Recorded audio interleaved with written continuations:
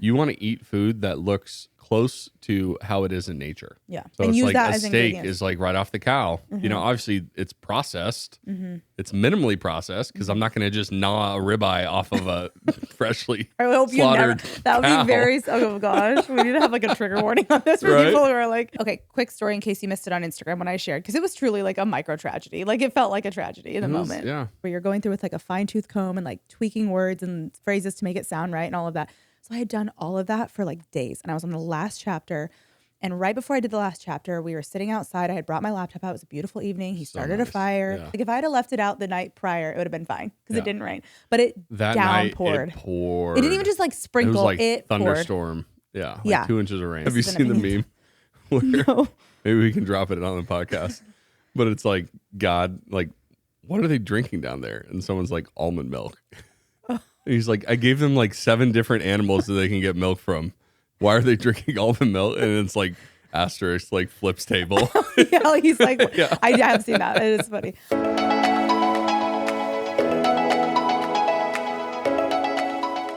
You're listening to She with me, Jordan Lee Dooley, a faith-based wellness podcast to support you in your motherhood journey and inspire you to be good to your body.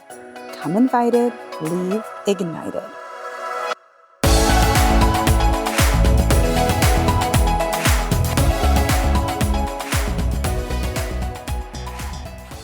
Hey, welcome to another episode of She. I have my husband here today.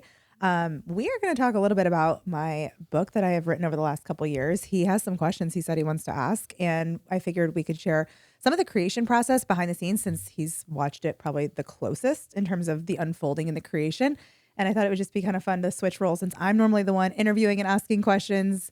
He's going to ask a little bit about this new project, and I'm just going to share my thoughts and the experience. We can hear from you, your thoughts on the creation process. You've watched me write 3 books now. Yep.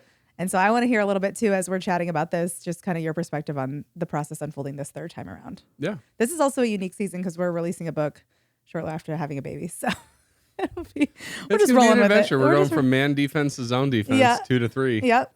But And, 3 books and 3 babies. Yep. It's been a good couple of years. They're like your book babies. Yeah, it's so that is crazy. They literally do compare releasing a book to having a baby just because it's like such a labor of love for a long period of time, and then you finally like have it out into the world, and it feels like a little bit vulnerable and scary and exciting all at the same time. So similar feelings, obviously not the same, but Sweet. yeah. We'll get into it then. All right. What do you have to ask me? What do you want to know? Okay, so why this book? Why this topic? Well, what's the name of your book? The book is Be Good to Your Body, in case you haven't heard, which I do want to talk about because you helped me come up with that title, but we'll get to that, I'm sure. But I felt like this book was so timely with just, I thought about how much my health journey over the last 5 years has evolved. And it truly started right around the time we had our first miscarriage, almost 6 years ago, 5.5 years ago. And I remember feeling so overwhelmed by all of the health information. I saw all different providers. I did all sorts of testing throughout that first kind of year or so of getting answers. And at that exact same time was when COVID hit. I feel like just the topic of health and holistic stuff and crunchy everything kind of exploded all over the internet. And in so many ways, that was such a blessing because I learned so much. And I was able to take a lot of that and kind of run it through a lens of research and conversation and discernment and prayer and all of those things and figure out like, what do I apply to our lifestyle? What is not for me? But I feel like what I started to see is how confused and overwhelmed a lot of us, including myself, women in general, moms to be, have felt when it comes to what does it really mean to be good to your body? Because I think culturally, we've not really been good to our bodies for a long time. Like there's just a lot of things in our modern society, from technology, screens, conveniences, all these things that kind of make it harder for us to be good to our body. A lot of even like, Band-Aid approaches to, if you have a symptom, take birth control, whatever. Like that's what we grew up in, right? We grew up in diet cultures. We grew up in conveniences and quick fixes. And then it was like COVID hit, and I think it made us all kind of go, wait a second. And we started to kind of re-explore, and a lot of us had, at different points in our life, health challenges that made us question the system, the mainstream way of doing things, whether it's medicine or just the way we live in society. How we eat, how we live, how we move. I mean, I think there's been a lot of messages that we've consumed as people, but especially as women, of what is healthy for us that actually maybe isn't. Like we've been told butter is fattening and all these things that it's like, well, is that true? And so in my own journey, and as I saw kind of all of these trends unfold online and pushback to or questioning of what we'd always thought was healthy or what health culture said, it kind of just brought up this question of like, well, what does it really mean to be good to your body? Because you could go to the far extreme of like full-blown holistic living, crunchy everything. And I feel like there's a lot of good there. Like there really is, but it can also be really overwhelming and it can be really like a lot to digest. And I think that's kind of what has happened over the last 5 years. But you can also swing to the opposite end of the spectrum and just go with like the conventional way of doing everything that we've just gotten used to. Lunchables. Yeah, like literally. And that's not good for our bodies either. So like, what does it look like to try to get 1% to 2% closer to how God originally designed us to live?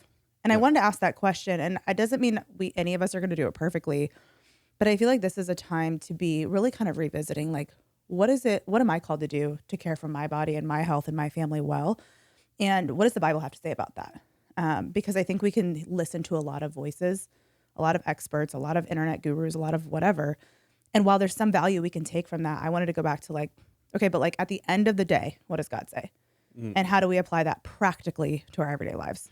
Yeah. So that's kind of like the heart behind it and why I felt like this was the time for that message, because I feel like health has been a huge focus, just at least, culturally and with what I see on the internet and what a lot of women my age consume. And I think that's a good thing. I think it's important and it's high time we talk about a lot of those things. But I think after there was like a peak of that, and then a lot of people just started to be like, I'm overwhelmed. I can't do crunchy anything. And it's like, well, maybe we focus more on like less on the identity of being crunchy or natural or whatever like label you want to put on, and more on just being a good steward of the body God gave you. Yeah. So that's kind of the like reason this even exists. Okay. Yeah, and you kind of touched on it, but like with the timing, everything that's happened, in the last 5-6 years, was there anything else specifically that led you to write this book at this time? I just think even just seeing the way that the Lord had to like humble me, and I had to unlearn a lot of things that I used to think were healthy. For example, I used to think working out all the time and eating green salads was like what health was. Fitness is health, right? I mean, eating what were we eating, like 1,200 calories a day? Probably, like not even intentionally. Yeah. There was a time in college where I was eating yes, like there was a time where I had absolute disordered eating and was like over exercising and just wanted to be as lean as humanly possible because I thought that's what health was, right? And that's kind of what we were sold health was. And then, it's like I had to kind of unlearn some of that. But then when I was trying to heal and get healthy, it was like all I found was just another version of that. Right. So it was like, okay, cut out dairy, cut out carbs, cut out all of these things, and basically have no fun. Right. Like it was so and there was some elements and some parts of that were good, but basically I think through my own like trying to go back to what is true, like what does it really take to be care for your health.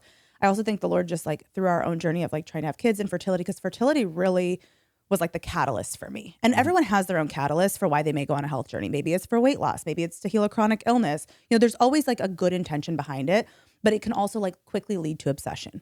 It can quickly lead to like making this a total God. And it's a fine line between being disciplined and intentional and like turning it into an obsession. Yeah. And you sometimes have to challenge me on that. Like, okay, but we're going to let this go tonight for whatever reason. And I try to, and sometimes I'll push back. It's like, well, no, because you still have to be disciplined, So it's not like there's unfortunately not like this perfect definition of what it should look like. But I felt like as we grew our family miraculously, and the Lord showed me like he's going to do it. It's ultimately not like up to me to control, but my choices do matter. I think whatever situation someone might find themselves in, whether it's a fertility struggle or another health struggle or something else, that's still true. Like he's still sovereign over all the things, even when we like can't do everything as perfectly as we'd like to. Right. So I don't know. Does that answer your question? That makes sense. Yeah. I feel like that was a big part of as our journey started to shift and we kind of got on the other side and were able to have children. It was like that was what the Lord used to kind of teach me some of these these lessons I needed to learn. Right. So. Sweet. How many chapters are in the book? 16. 16. What was your favorite chapter? To write? Or like just like favorite topic? Both. Okay. That's a good question. I don't know if I have a favorite chapter, but I think one that feels really close to home for me is the one on reclaiming femininity. It's called Reclaim Your Femininity. And the reason for that is because I think we've just had so many lies about femininity in general and about womanhood in general, and how much our female physiology that God designed, different from men, how much that is something that the more we understand that and embrace that, the healthier we can be. Because there's just, it was interesting to me just over the years of my research and conversations I had with, experts on the podcast and things like that, how much I realized there's so many things that women do that society has kind of said, like, this is healthy because you're just like a mini version of a man. When in reality, it's like, no, we have an entirely different physiology. Like our hormone cycles are different. The way our bodies work are different. Like, females are naturally, in most cases, more like relational and nurturing and creative. And like the hormone cycle is like slow. And so just like learning that for me and kind of going back to like, well, then how can I live and work and eat and function in such a way that like honors that versus trying to like push through and hustle and like, 'cause whether you work or not, I think chronic busyness is a huge hindrance to like our health as women. And so that was a big thing I learned. Like I had to slow down. I had to put my screens away, things like that to like reduce stress and work a little differently and feed my body. Like I have to do it a little bit differently than you. Like, and I think coming to that realization was actually freeing and like very empowering, I guess is the best way to say it in a way. I don't know if that's the right Because you're living in the way that God designed you. Yes. You're not like trying to force swim something. Up current, Right. And I think our society asks, like with the chronic busyness, the hustle culture, the grind, the, achieve, like all these things that women I think are pressured to like do more, be more, achieve more, all of that, intentionally or unintentionally, we kind of can take that upon ourselves because we can constantly see what everyone else is doing. Right. And I think that was, I don't know that I would have really leaned into that had I not had a fertility struggle, because I was like, wait, hang on, my body is not like doing the one thing that it's like designed to do, that it, like I'm confused. And so I had to kind of go back and like peel back the layers of like, what does my body really need? Yeah. And like that year that we started having the fertility struggles, we were traveling so much. We were so busy with work. Literally, I think there was nonstop. there was 2 times from May 1st to December 31st that we were home for 7 days. Yeah. And I was like running on caffeine. Yeah. And then we go to, wherever we were traveling, and I would wake up in the morning and I'd go down to the gym and I would run on the treadmill on an empty stomach. And then I would down caffeine and, eat a salad for lunch. And it's like my body wasn't being well nourished. Like I wasn't getting the rest that I needed. And that's true of any human, but just like even understanding, like, I don't want to push my body like this. Like this is very masculine feeling, like I need to lean back into like the design God has for my body. And so it was a process of pulling that in. I don't know that I do it perfectly, but I think that that topic might be one of my favorite from the book, because I think it's such a important conversation to be having. And I think it's also really freeing for anyone who's kind of trying to figure out, how do I heal or, improve my health or whatever. It's like, we'll start with like, how did God design you and how are you resisting that? Yeah. And where are the areas that maybe you are like making it really difficult to lean into your God-given design? Because that's like step one. We start with like food and diets and workouts. And it's like, well, hold on. Like, what does your body actually need as a woman? Right.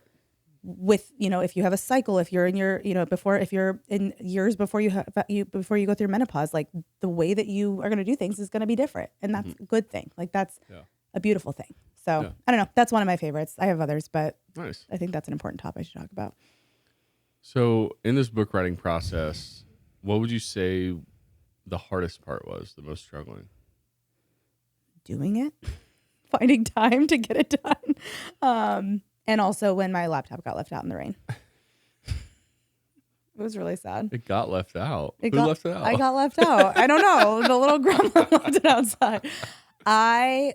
Okay, quick story in case you missed it on Instagram when I shared, because it was truly like a micro tragedy. Like it felt like a tragedy in the moment. Yeah.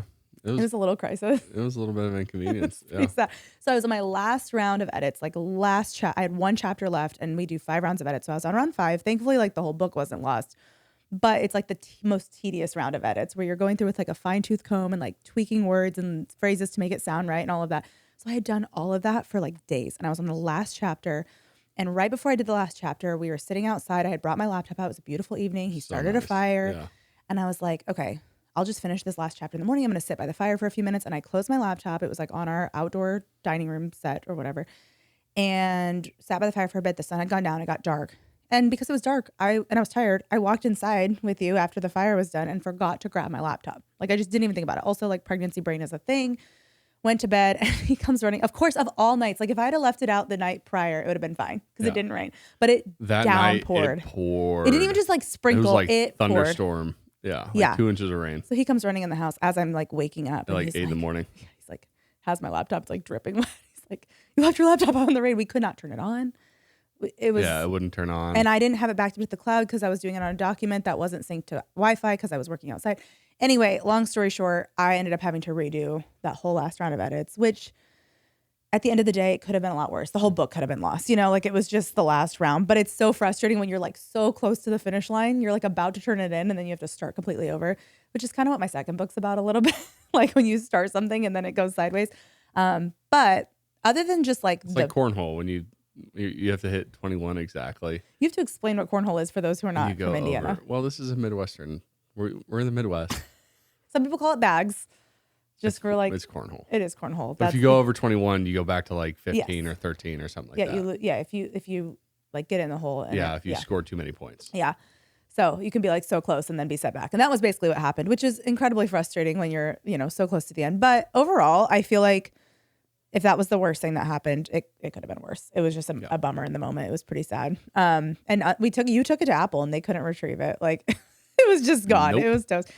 But it's fine. It all worked out. But honestly, aside from that, I would say the hardest thing was just the process of trying to write a book with 2 toddlers and go through edits and all of that. Like it's just in my first 2 books, I didn't have kids. Mm-hmm. And so I didn't have the like little tiny windows. And so it was written in like fragments, but it all came together. Yeah. It's done. And I honestly feel really great about it. I'm really thankful that it worked out as well as it did. So how long did it take you to write? When did you Start to finish? Oh, good question. I think I started it. I think it took a little over a year and a half from like first words on the page to final edits. Mm-hmm. Maybe a little more, maybe like a year and 7 or 8 months, something like that. So close to 2 years. I mean, it's a process. Yeah. Yeah. So let's go back a little bit. How did you come up with the title? You came up with it. Well, You're like, I had to ask that question. Yeah. Okay. I don't even really remember exactly. We had kind of been kicking around some different titles because I wanted a title that basically like communicated a grace-based approach to caring for your body well. Because the heart behind this is like, I want this to be a challenge. If you find yourself in a place where you're like, I want to do better about my health. I want to improve my well-being. And I'm not really doing anything for that. Mm-hmm. I want this to challenge you to like step into that and like living more intentionally in that way. But I also wanted it to be kind of a reality check for someone like myself who has gone through periods of it being really something you're obsessive over or like trying to do maybe a little bit too perfectly or feel too stressed about. So I was like, I want a title that communicates kind of like a grace-based but challenging approach to like living how God designed you to live and stewarding your body well. So we had a couple different titles and we were kicking around. I think we were in the car and I was kind of like spitballing and sharing a few different thoughts with you. I thought we were in the kitchen. Maybe we're in the kitchen. I don't know. I feel like we've had a lot of these conversations, but at one point you just said like, what about be good to your body? Where did you come up with that? Where did that come from? Well, because you also had a certain structure. Yeah, I wanted to stick with kind of noun. So my first book was Own Your Everyday. My second book was Embrace Your Almost. And so I wanted to have kind of a similar flow if we could make it work. I wasn't going to force it because I wanted the title to be right for the book. But if it can feel like it's cohesive, that would be ideal. So I was communicating that to him, like, I feel stuck because I don't know how to say this and what I'm trying to say in a way that would still work with that. So anyways, and then you just said, what about be good to your body? And I was like, yes, that's literally it. And I think what's so powerful about this title, and I don't even know that you really necessarily process this, but the reason it sunk so deep for me, and I was like, this has to be it, is because being good to your body is not the same as being perfect to your body. Mm-hmm. And it's also a challenge from like being careless with your body, right? Like we can go into either extreme. Like I think kind of sometimes the world of body positivity and self-love and whatnot can quickly lead to like kind of like a carelessness or like a lack of intentionality when it comes to your body. But also like the crunchy world and the natural living and the wellness spaces and the health culture that can lead to like obsessing over your body and trying to be perfect to your body and like checking all the boxes. And both, I think, miss the mark. So this concept of like being good to your body. There's a ditch on both sides of the road. Exactly. Yeah. And so, you know, this concept of be good to your body is like going back to Genesis, like God called everything he created good. I have a friend, Jess Conley, she wrote a book, Breaking Free of Body Shame, and she touches on this concept. And I mentioned it in the book where she talked about how like God called everything he created good. Like he doesn't make bad things. And our bodies, while we are fallen and sinful, our bodies are part of that creation. Mm-hmm. So like just understanding the truth of God's creation and then treating our bodies accordingly as a good steward, but not trying to manipulate them or control them or perfect them because that's literally not even possible. So it just quickly leads to idolatry. It felt like such an accurate way to say what I was trying to say. Like being good to your body is not about being perfect to your body. It's like we're called higher. than just like living like the world too when it comes to everything we do, including how we steward the vessels we've been given to live our lives. So yeah, I just felt like that title hit. I don't know what like made you come up with that. I don't even, you just kind of like put it together. Because you gave me the topic, and it was just kind of. Yeah, it was so good. I was like, that has to be it. Yeah. So we credit Matt with the title. Yeah. Gold star for me. What's that? I said gold star for me. Gold star for you. All right, I got to go to my notes for this next one because I'm reading an excerpt from the book. So in the chapter called Nourish Your Body, you wrote, for a long time, I thought that being healthy meant removing things. Avoid sugar, don't eat dairy, carbs, and saturated fats are bad. But throughout my journey, God showed me that health can actually look like replenishing, adding more good things to my plate. And as good things, nutrient-dense, God-made fuel, began to fill my plate, there was less room and even less desire or craving for the not-so-good things. Can you expand on that a little bit more? Yeah, I mean, I think I've touched on this a little bit, but it's kind of what I mentioned, like in college when I was going through my fitness phase, right? When all I wanted to do was be as fit as possible. I removed a lot of things like calories from my plate, right? Like I was eating 100-calorie snack packs and like lettuce and grilled chicken that was super dry and terrible because I don't know how to cook chicken. Like, She has improved. I have improved. But, I was not really eating for fuel. I was eating to get the bare minimum, right? And so I was restricting a lot of things like calories and carbs. A lot of things that like health culture, fitness culture, diet culture, whatever you want to call it, had kind of named bad. And that's not to say having some barriers on things. You don't want to just like eat a whole cake, right? But like I had just gone to the nth degree of restriction. Then I kind of got out of that a little bit, but still kind of unintentionally still lived with that mindset of like, okay, health is salads, right? Health is green juice. Health is going for a run every day.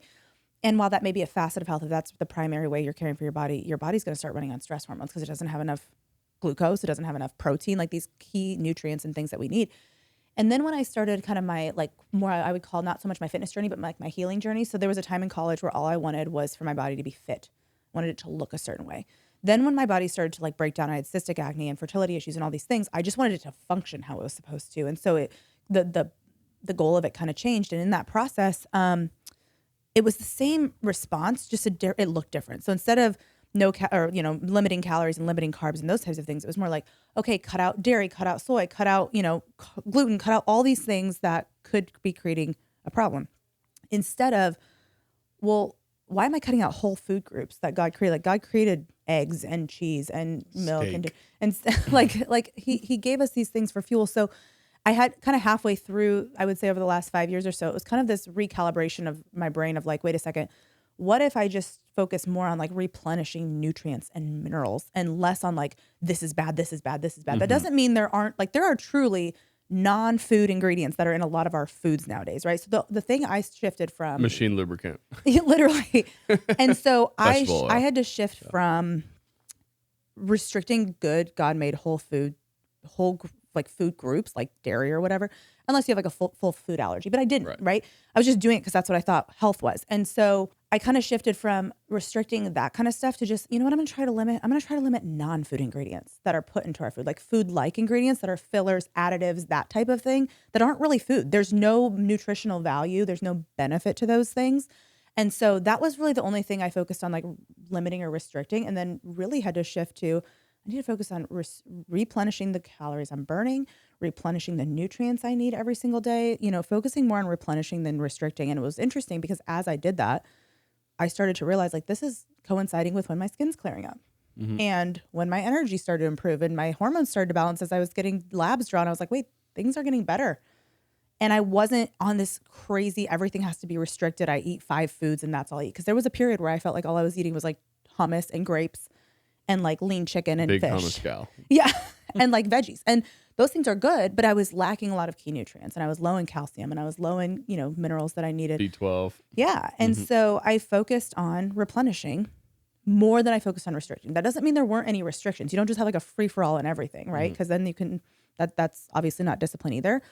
But I think sometimes when we go on a health journey, our focus is on less bad things, restrict, get rid of, and not so much on how do I make sure I'm meeting my nutrient needs every day intentionally. And so the more that I did that. And we've even seen like, even with traditional like junk foods, like cheeseburgers and pizza. It's like there are healthy versions of those that like nutrient dense ways to eat a that burger. aren't like black bean burgers or whatever, or vegan pizza. Right. It's like no, you can make a cauliflower pizza isn't necessarily healthier. Right. It's just kind of a health food fad. Yeah. Right. And you can make a homemade sourdough crust and have local raw cheese on it and local meat and right. It's just it can be a complete meal. Yeah. That's like well-rounded. It has your carbs, fats, and proteins. Right. And that's something that I've noticed like on my weight loss journey, over the past year. Yeah. You've been on your own wellness journey in this process. And it's coincided with this book, coincidentally. And you've lost 33 pounds? 35 pounds? Yep. Which is amazing.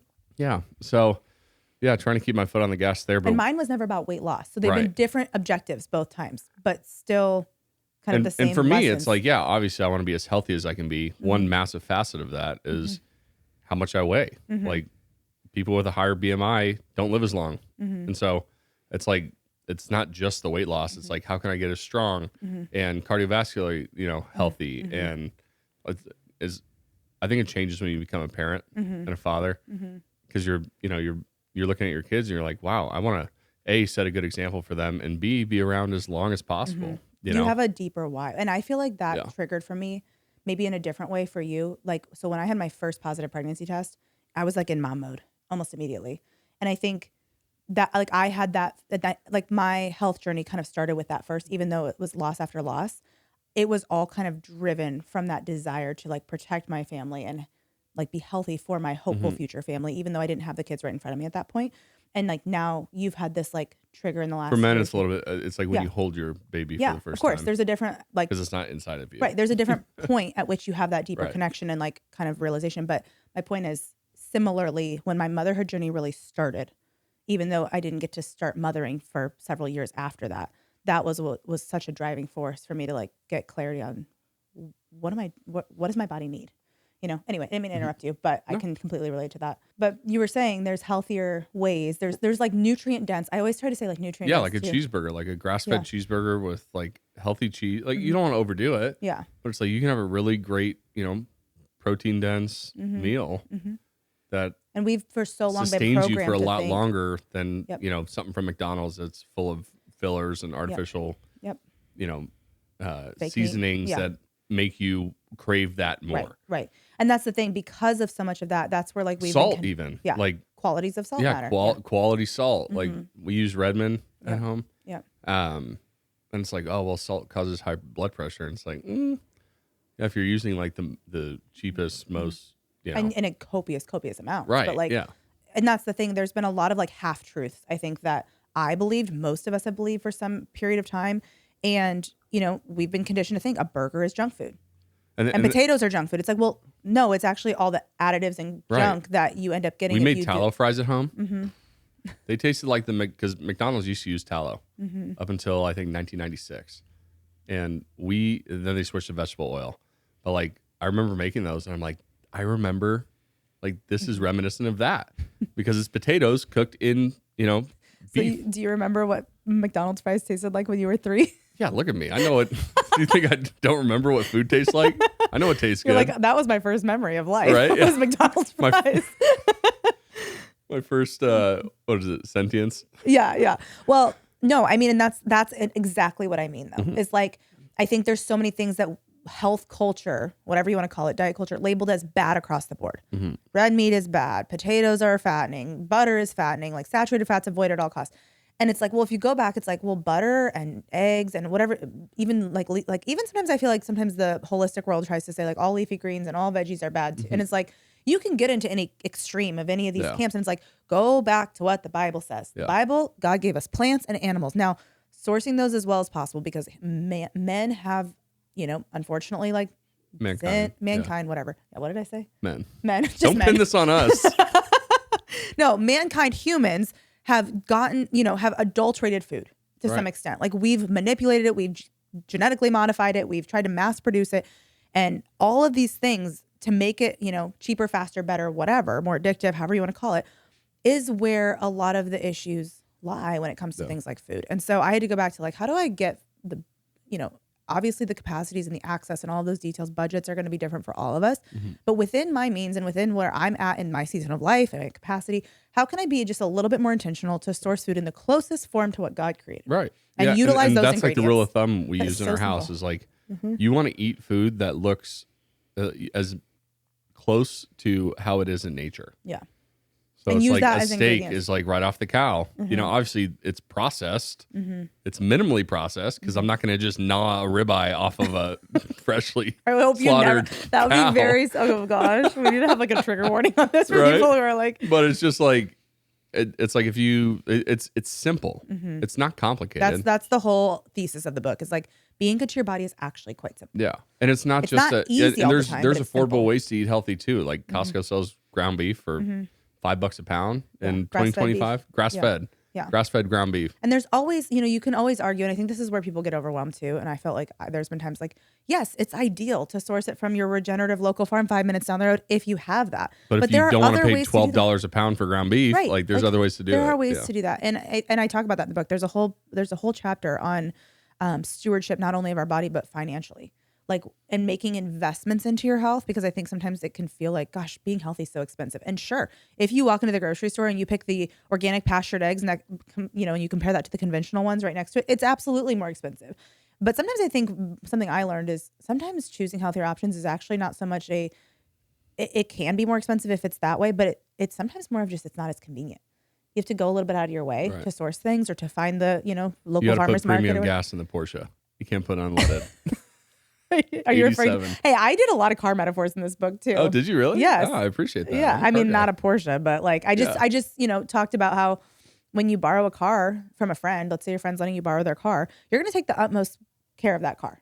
You're probably going to take even better care of it than you would your own car, because there's that sense of like you love your friend, you're thankful for the gift they've given you. You're going to put the right fuel in it, right? You're going to take care of it, you're going to clean it, whatever. And it's like our bodies aren't that different from that.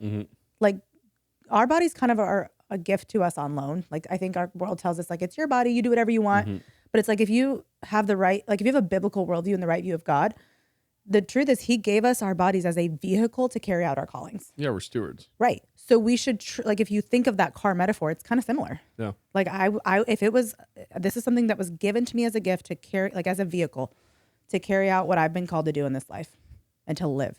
So it's I'm just, if I, it's not because I don't care for my body because I love my body and I'm obsessed with my body.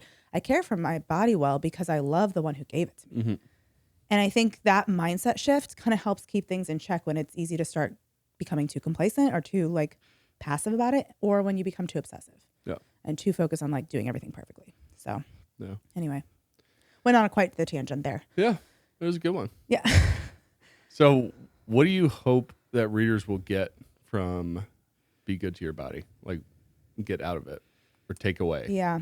I think the biggest thing that I hope is that as you read this book, you feel encouraged and challenged to do the things you can where you are with what you have, to be as intentional as you can, to maybe be a little bit more disciplined in the areas you've maybe been a little bit lax when it comes to caring for your health, but also be so encouraged that it's actually quite simple. Unfortunately, our world makes it hard because it's easier to access quick convenience foods and things like that. But health and being good to our bodies and caring for our well-being is so much simpler than I think so often we've been told.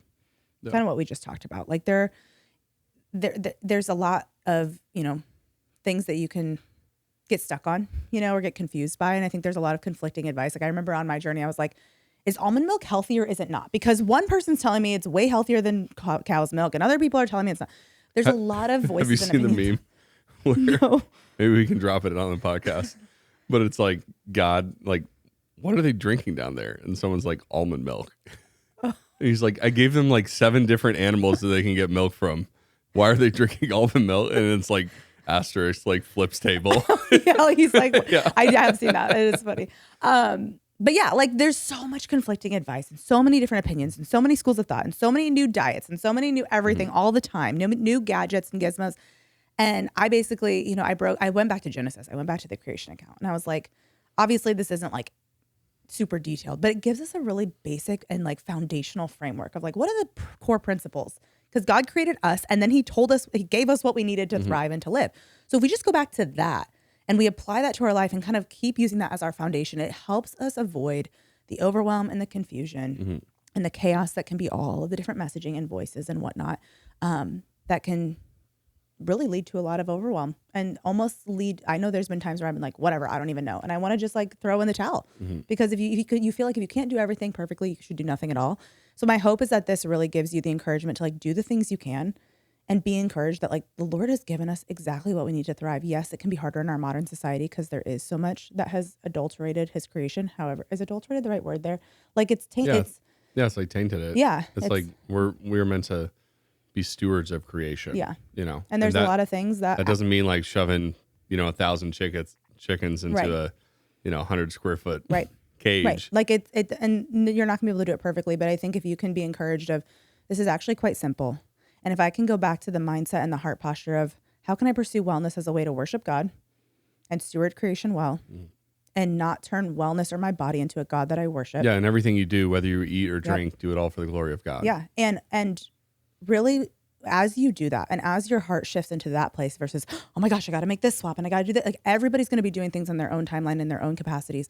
But going back to that will help you 1% to 2% at a time get a little bit closer to how God designed us to live. Obviously, we were really designed to live in a garden. Like we were designed to live out in nature, like we live in concrete jungles and everything now. Like, so it's not that you're going to go completely back to Eden. We can't like recreate Eden here. And any delusion that we can lead to a dystopian life because it's like, it's clinging to perfection. It's trying to control everything.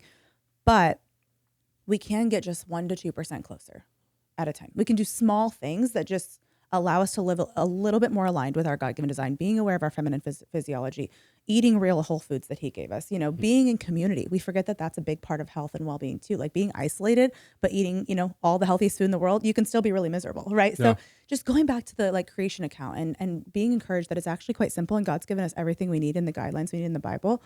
And that can help kind of quiet a lot of the noise. Demystify. Yeah. And so that's my hope is that it simplifies it for you. It encourages you. It challenges you. And that it gives you some very practical ways to just get 1% to 2% closer to how God designed us to live. And whatever that looks like in your life. It might look different than how I'm doing it in this season of my life or how your neighbor's doing it because we're all at different places. But if your goal is how can I just get 1% closer to how God designed me to live? What small tweaks can I make in my everyday life right now? What adjustments can I make? That's progress. Yeah. And that's stewardship. So that's my hope. Awesome. Okay, so wrapping up, most important question, where can readers find your book? You can find Be Good to Your Body anywhere books are sold. I will, in the show notes, we'll put a link to the book page, and that links all the major retailers. So anywhere you like to buy books, if you like to support indie bookstores, a lot of them are on there, Amazon, anywhere you like to buy books, you can get it. So awesome. I'll link to it. I'm super excited for you to read it, and also a little nervous because it's like literally like every time you write a book, you're like, here's my heart, please don't squash it. But anyway, anywhere books are sold. Awesome. Thanks for the interview. It's fun being on this side. Yeah, you got it. I was going to say the camera, but the microphone. Yeah. So, and thanks for your contributions too. We'll definitely share that meme. The almond milk meme. The almond milk meme better be in there, editors. Thanks so much for tuning in to this fun interview with my husband who helped title this book. What a fun contribution. That's like a really big contribution. And I'll see you in the next episode. To learn more about the She Podcast or get involved in our growing community, come hang out on Instagram at Jordan Lee Dooley or check out the show notes for each episode at jordanleedooley.com/show notes. Thanks for tuning in today. And until next time, stay rooted in faith and remember to do the small things to be good to your body daily.